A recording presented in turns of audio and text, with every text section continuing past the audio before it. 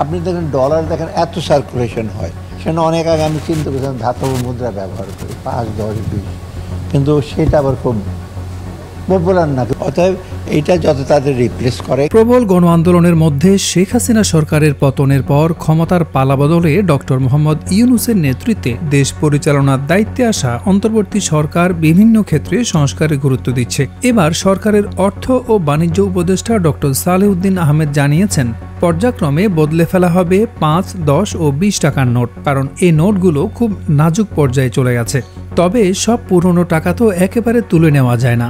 ছেঁড়া ফাটাগুলো বাংলাদেশ ব্যাংকে জমা হয়, এরপর সেগুলো নষ্ট করে ফেলা হয়। তিনি জনসাধারণকে যত্নের সঙ্গে ধাতব মুদ্রা ব্যবহারের পরামর্শ দিয়েছেন। তিনি বলেন, আমরাও টাকাগুলো এমনভাবে ব্যবহার করি, ব্যবহারের সময় মোটেও যত্নশীল হই না। আপনি দেখেন, ডলারের নোট কিন্তু কখনোই এতটা খারাপ হয় না। আমাদেরও টাকার ব্যবহারের ক্ষেত্রে আরও যত্নশীল হতে হবে।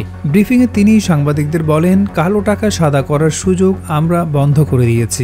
জিডিপি প্রবৃদ্ধির বাস্তব সংখ্যা কত তা জানার কাজ চলছে। এটা তো আমাদের প্রোডাকশন মেথডেই করা হয়, এটাতে খুব একটা হেরফের হয় না। এর আগে তিনি রপ্তানি উন্নয়ন ব্যুরোর কর্মকর্তাদের সঙ্গে বৈঠক করেন। উপদেষ্টা জানান, রপ্তানি কিভাবে কোন কৌশলে বাড়ানো যায় এ নিয়ে আলাপ আলোচনা করেছেন তিনি। খুব শিগগিরই চলতি বছরের রপ্তানির লক্ষ্যমাত্রা প্রকাশ করা হবে।